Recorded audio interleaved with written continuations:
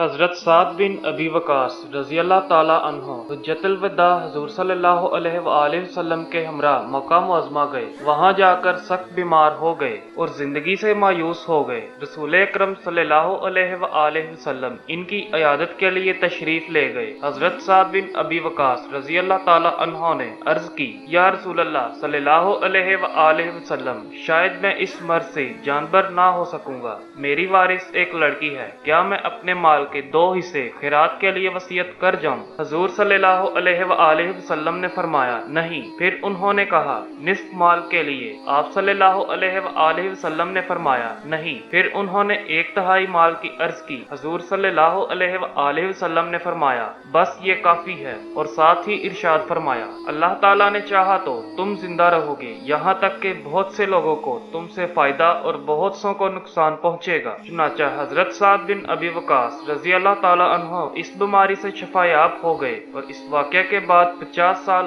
اور حیات رہے۔ حضرت عمر کے عہد خلافت میں مسلمانوں نے ایران پر چڑھائی کی تو اسلامی فوج کی قیادت حضرت سعد رضی اللہ تعالیٰ عنہ کو سونپی گئی۔ ایران کا دارالحکومت مدائن انہی کے ہاتھوں فتح ہوا۔ گویا اس طرح مسلمانوں کو ان کی ذات سے فائدہ اور مجوسیوں کو نقصان پہنچا۔ جزاک اللہ۔